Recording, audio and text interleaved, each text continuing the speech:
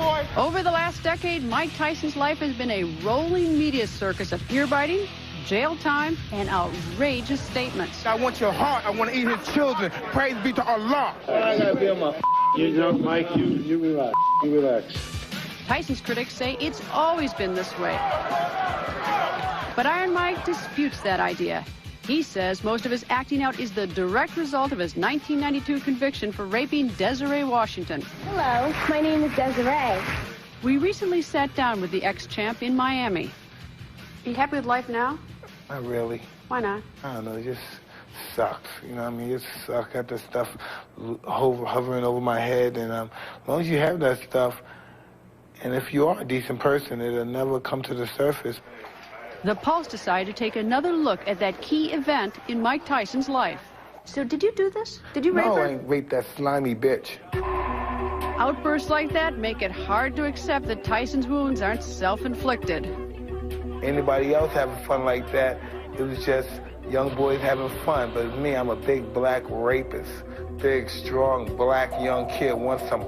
She says no because he's an ape, so he hits her with his club, drags her by her hair, and rapes her and do as he wants.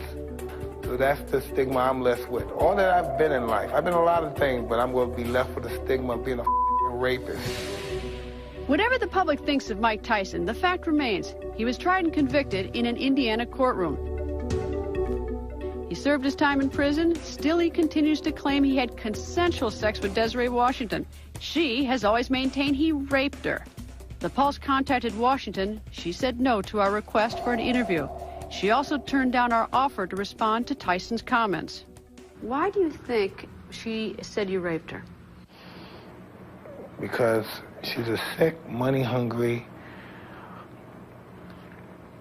She's really a bad person. Now, I know you may not want to hear this when we're talking the case. I'm up. You know what I mean? I got issues because of dealing with this for 3.5 years. I got some issues. You know, I'm pretty violent. Violence has played a prominent role in Mike Tyson's life. He used it to mug people on the streets of Brooklyn. He was arrested 38 times before the age of 13. But he later channeled that violence to excel in the boxing ring. A terrific uppercut. It did not last 20 seconds. By the age of 20, Tyson was the youngest heavyweight champion in boxing history. Bangs the body. Wow, that uppercut is Tyson. Catches him with the right left hook, and he goes down. A role model in the black community, says Reverend Charles Williams. For black America, he was the biggest thing, you know, since Sugar Ray Leonard had fought, and everybody was rooting for him. Everybody expected him to be the knockout artist, to be the most feared fighter in the history of boxing. But Tyson began taking swings outside the ring. Allegations of physical and sexual abuse surrounded his marriage to Robin Givens. His legs together is busted, landing these. Oh, nice uppercut! But Buster does it! Look at this! He's knocked Mike Tyson down! In 1990, Tyson lost a title fight to Buster Douglas. Divorced, beaten, and bitter, Tyson was no longer on top of the world. And it was during this time that Reverend Williams invited the ex-champ to Indianapolis to attend the Miss Black America pageant. Well, we were excited because here's one of the biggest celebrities during that time that you could ever have. Within hours of setting foot in Indianapolis, Tyson was off to meet the contestants. Ever heard of the pageant before? I never knew it existed. I see all these beautiful black women, so I'm young, I'm 23, I'm a lightweight pig at the time, so I'm flirting with every woman that's there. Some of them vibe on me, some of them don't. Reverend Williams says that Desiree Washington zeroed in on Mike Tyson from the start. You could see where Desiree Washington had seeked some special attention and caught Mike's eyes, and Mike went on stage to do a rehearsal with the girls, and you could see their eyes constantly going back and forth. There was people that were more interesting and more attractive, but she was, you know, she was the easiest of the lot. How did you know that just having that conversation with her? Because in the conversation that I was leaving to, my conversation was pretty, I don't know, I would say overtly sexual. And in terms of overtly sexual, how overtly sexual? I want to fornicate with you, but not in those terms, you know what I mean? And her response? Great. That's not how Desiree Washington saw it. According to her court testimony, Tyson called her a nice Christian girl and asked her to go out on a date. She gave the boxer her phone number. Did you know anything about her at that time? Had you asked her where she's from or what she was doing in terms of her talent in the competition? I believe I was discussed. You know, I went through the formalities of asking where you're from. I believe it was Rhode Island, and she was, what else? She was a Sunday school teacher. I've heard that many a times. Court records show that the two met again that evening backstage at Johnny Gill's concert. According to Reverend Williams, the 18-year-old Desiree locked eyes with Tyson. Why she was more excited about Mike than Johnny Gill, for example, I don't know. But, you know, I think that's normal for young ladies to be excited about meeting any celebrity. And Desiree just seemed like the type that she wanted to take advantage of whatever opportunity she could get. Much later that night, according to Tyson's telephone log, he phoned Washington from his limousine. It was 1:36 in the morning, and Desiree had just tucked herself into bed. Did you say, even in that initial phone call, when you called her from the car, did you say that, you know, we want to go back to my hotel or anything like that? Yes. My objective was to try to hang out with her, and whatever's necessary, I guess the objective was to fornicate with her, then I leave, and that's what I planned on doing. All right, so when you're in the limousine with her, tell me what you were doing. You know, how far did it go? I think I'm kissing on her and I'm fondling her in the car. And we're getting aroused, and then I'm ready to go upstairs. So I have the limo driver drop us off. But in the limousine, was she resisting you at all? No. Tyson's lawyers found 3 witnesses who said Washington kissed Tyson in the limo. But these witnesses came forward so late in the trial, the judge refused to allow their testimony. For her part, Washington said she resisted Tyson's advances. She told investigators that as they rolled up to the Canterbury Hotel where Tyson was staying, the ex-champ told her he had to go upstairs to check on the whereabouts of his bodyguard. Desiree followed him. What do you think at that point, when you got out of your limo, what do you think was in her mind was going to happen when you got upstairs? Well, obviously I was hoping that she would say she wanted to have sex with me. Desiree Washington and Mike Tyson had sex inside that hotel room. That much is certain. But was it consensual sex, as Tyson claims? 911 police emergency. Yes, I'm calling to report a rape. The cops didn't think so. You know him well, or is this somebody you just now met? It's someone that's like famous. Coming up, the prosecution goes on the attack. Maybe you want her to go upstairs and make out with him. Does that make it okay when he rips your clothes off of you? I think not. Tyson's defense takes aim. I think that Desiree was not consistent. And later, what the jury did not hear. It was about the unfairest trial I've ever experienced. Tyson is used to having pros in his corner, people who can tell him what he needs to do to win the fight. He placed that same amount of trust in his legal team when he was accused of raping Desiree Washington. But as Greta Van Susteren learned, Tyson's trust may have led him right into a sucker punch. An allegation of rape has been made against Mr. Mike Tyson. Even though it was 12 years ago, Mike Tyson says he can't get this picture out of his mind. Do you replay in your mind the trial at all? Do you replay her testimony? Oh, this is just a lying, reptilian, monstrous young lady. I just hate her guts, and she put me in that state where I don't know. I really wish I did now, but now I really do want to rape her and her mama. I know you don't like to hear that, but no, I don't I'm like in to that hear state. That. I admit I don't like to hear that. Mike Tyson appears to be the kind of client who lawyers have not found easy to control. As the case headed for trial, attorney Vincent Fuller had a lot to deal with. Tyson's promoter, Don King, hired Fuller. Judged by your peers in the due process of justice. But why him? Fuller was a high-priced attorney from a white shoe Washington law firm, not a street crime specialist. Vince Fuller, your lawyer. What kind of He check? was a sellout piece of the fella. I didn't know anything about legal stuff. I'm with Don King, right? This guy, Don King, I'm glad you got into that. Don King's a decent man, supposedly. He's a piece of because this guy got him out of a tax lawsuit. He's going to get this guy to handle my particular rape involvement. And man, please. Full disclosure, back in 1992, I was asked about this kind of attack on Vince Fuller by Mike Tyson. And in that interview, in essence, I said it's not uncommon for a defendant who's lost a trial to turn on his trial counsel. Did he talk to you at all? I mean, did he come visit you and talk to you about the case at all? Listen, can I tell you something? He cared more about me going to jail than he cared about the bugs he stepped on his way to his job. We asked Vincent Fuller to talk about this case. He told us he didn't wish to appear on camera. Instead, we tracked down another member of the defense team, Jim Voiles, a top lawyer in Indianapolis. How do you describe the rapport that Vince Fuller had with Mike Tyson? Oh, I think it was kind of like father-son relationship. I think Vince really liked Mike, and I think Vince tried to put himself in a position of representing Mike in a way that he believed was appropriate at the time. Many of Tyson's supporters, like Reverend Charles Williams, disagree. I think Vince did not do that great of a job. And I felt like in this city, we don't sit well with bringing in outsiders.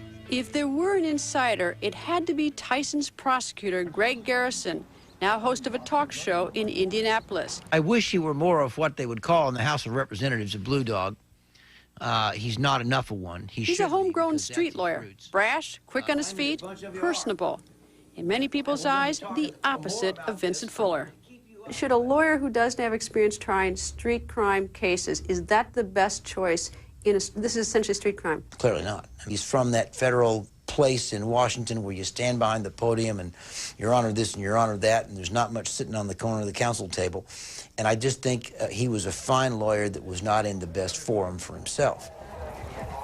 The state of Indiana versus Mike Tyson boiled down to a situation of he said, she said. And in Desiree, Washington, Garrison had a sympathetic victim to put on the stand.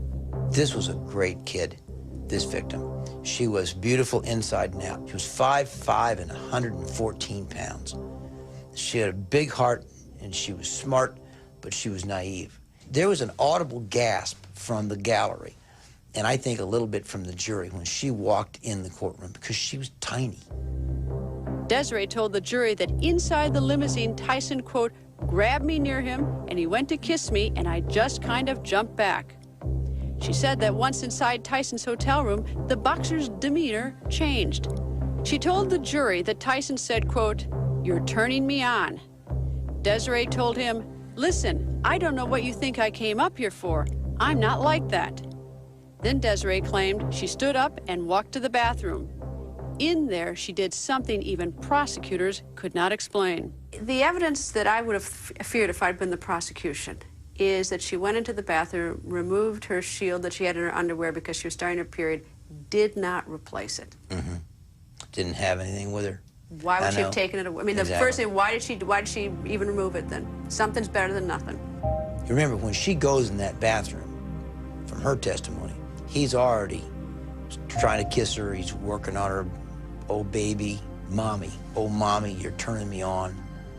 And she's all at once had this blinding flash of the obvious, "Oh, God, I'm in the wrong place." She did what women have done since there were restrooms.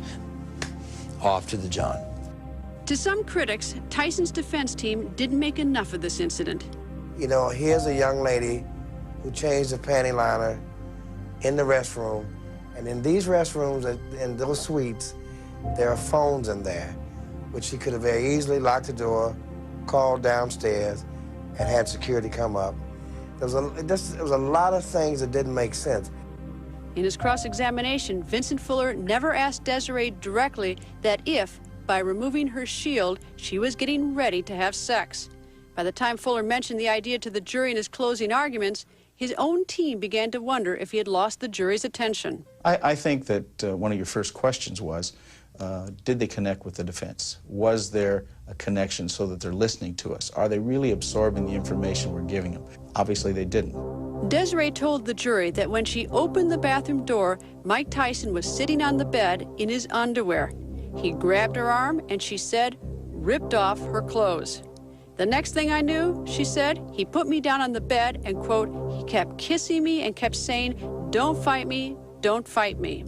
Desiree testified that during the course of the rape, it just felt like someone was ripping me apart. When I had sex, I didn't care about her. Tyson's recollection is different. I just had sex with her, and I said it's over. You know what I mean? I didn't take her serious, but I'm not no rapist. Mike, how long overall, if you can estimate, were you and Desiree in your room? Listen, I don't know. It wasn't that long. What's not that long to you? 15 minutes, probably 20 minutes, I can remember. You know, when I really think about it, it wasn't that long at all, because, I don't know, we didn't have sex, wasn't no real marathon love-lust situation. And when she went to leave, did you leave with her? No, I just went to bed. Was there any suggestion of her spending the night? Yes. The defense argued that Desiree was no innocent victim. They painted her as a gold digger who must have known that Mike Tyson wanted only one thing from her, sex. Well, I think that Desiree was not consistent with what occurred that night. I think that there may have very well have been intercourse, and I think there may very well have been a consensual intercourse that maybe in her mind became inconsistent after that and became an act of rape. Why would she do that? I don't know. The prosecution wasn't buying that argument.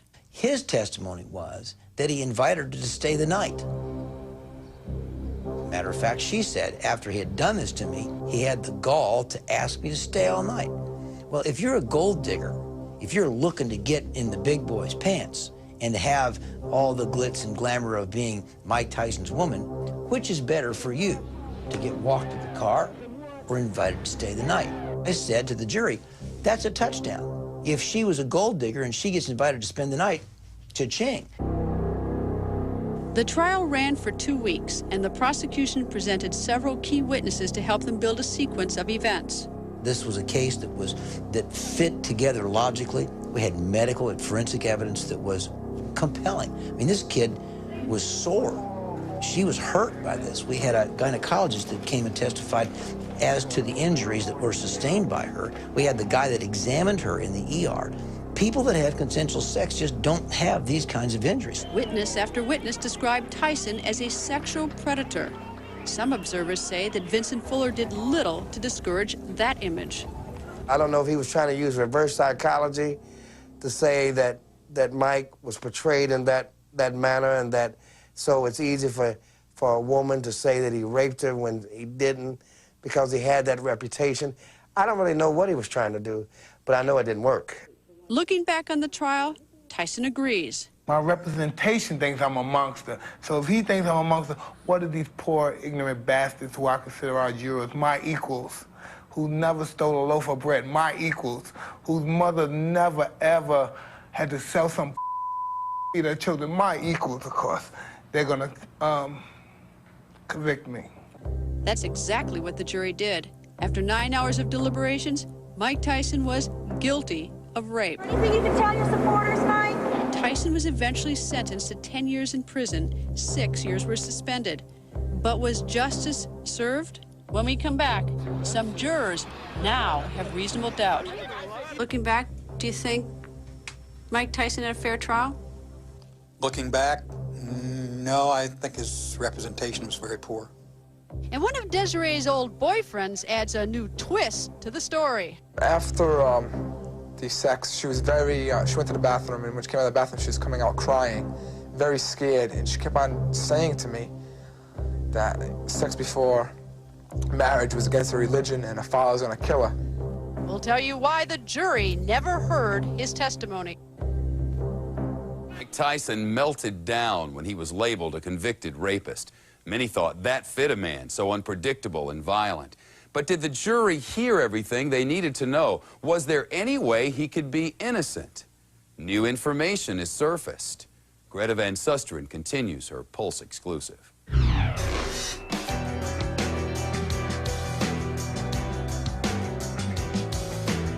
Mike Tyson spent 3 years in prison for the rape of Desiree Washington. By his own admission, he wasn't exactly a model prisoner. I had a few altercations, all right? Why? Because I was, I lost hope. It's a different game. You don't care about living anymore. Mike had to walk around with that attitude, just like he did in the ring, that don't bother me, because I'm going to kill you, type attitude to survive. And when he was released in 1995, survival meant trying to clear his name. Why does this case stick with you so much? I mean, in the sense that it's been more than 10 years, you've served your time. Why does this have such an impact on you? I don't know, man. Any case, you can get your dignity back, but for rape, no dignity, buddy. Taking some all these hoes out here, you taking that's not cool. That's not cool. To this day, Tyson maintains he got a raw deal in his first trial. But did he? There wasn't even a semblance of fair trial. Harvard law professor Alan Dershowitz represented the boxer in an appeal. The exclusion of witnesses was not fair. The exclusion of relevant evidence that would have shown the jury the whole picture was not fair. It was about the unfairest trial I've ever experienced. But what do the former jurors themselves say? The Pulse tracked down David Volley, Michael Wettig, and Beth Williver. Looking back, do you think Mike Tyson had a fair trial? Looking back, no, I think his representation was very poor. Beth? I would agree with that. As far as what I know now, I don't think that he got the representation that he deserved. Everyone deserves that. What about the decision to put Mike Tyson on the witness stand? Was that a good decision? I can tell you what was a god-awful decision, to put him on the witness stand after having him allowed to testify in front of the grand jury. Though the defense team still feels it did the right thing, the prosecution says allowing him to testify played right into their hands. We wanted him to see bad Mike because he's got this little squeaky voice and he likes to talk like he's just a nice kid, but there's an ugly side to him that comes out like that, and it did. Why do you think the jury believed her and didn't believe you? I think I was arrogant on the stage. The way he looked the girls up and down. Oh, yeah, but other than that, didn't do much for him. In the courtroom? Yeah, just gave me the creeps. Then there's the 3 eyewitnesses the jurors never got to see. It was 3 ladies who had come to me and said they had witnessed certain things, and I passed them on to the attorneys. 3 witnesses who saw Desiree Washington willingly kissing and hugging Mike Tyson. One of them said, I think she was all over him, were precluded from testifying on the most technical of technicalities. Judge Gifford ruled the defense presented them too late to be included. The Pulse located 2 of them. Neither agreed to talk on camera. And there was another potential witness the jurors never heard from either. Wayne Walker, who is he? A young man who heroically came forward to tell the truth. Once her picture and name appeared, he said, oh my God, that's Desiree Washington. She wasn't a virgin the way she was portrayed at the trial. According to his sworn statement, Walker, a high school boyfriend, said when Desiree's father found out they'd had consensual sex, he accused him of raping her. Why, and I use an obscenity, could you accuse me of rape? That's such a big word that can really ruin a person. And she replied as, I had to say something to cover myself because you know what my father would do. He provided an affidavit to that effect. Judge Gifford, forget about it. Should the jury have heard that? Of course the jury should have heard it. What if she had previously accused someone else of rape? Would that have made a difference to you? I would have to see the proof of that. In the event that it had been presented in court And when you were evaluating her testimony, would it have given you reason to sort of stop and think, whoa? Possibly if I hadn't heard the other evidence and testimony, it might have. Beth? I think that might have made a difference with me. I mean, I think it would have shown her character as being a little different. All the defense has to do is raise a reasonable doubt, and in this case, the reasonable doubt would have been about the credibility of Desiree Washington. The jurors didn't have it then, but some do today. Dave, I know that you came in here with some reservation. Not that you necessarily think he's innocent, but some reasonable doubt. Still got it? Yeah, I'm not 100%. The only thing that here bothers me is the fact that the information that we were not given. Would that make a reasonable doubt? So you have reasonable doubt? Reasonable doubt. You could have gotten out a year earlier from prison if you said you did it, right? Yeah. And? I didn't want to come home the day I was released, okay? So I don't know. What was I coming home to? What would I get released to? Just think, man, this is always going to be hovering over my head, something I did not do. If I did it, anything I did, right, I hit that guy in Maryland, those two guys, let me keep my felony for that, because I'm wrong. I hit those people. But I didn't rape this woman. So what would you like to happen? I mean, how could you become happy, and how does this get fixed? I would love for this, you could have a mock trial, we could have a new trial, we could relocate the witnesses, have another trial, and if I lose, I do my time again. Mike Tyson is unlikely to get his wish. And according to the man who prosecuted him in his rape trial, if he doesn't get a handle on his temper, I didn't rape that moron, and plus I gave all my money, too. His future looks very dark. If we were talking about him 10 years from now or 20 years from now, what's going to happen with him? Oh, he'll die. I mean, somebody will get him. He'll get silly to the wrong adversary. Really, you think that? Sure, he's asking for it. He's begging for it. He confessed. He lives for the violence. It's his stock and trade. And you know, you can only get by with so many fights in traffic before you pick on somebody that didn't bring a knife to a gunfight. And then it's all over for you. I promise you that.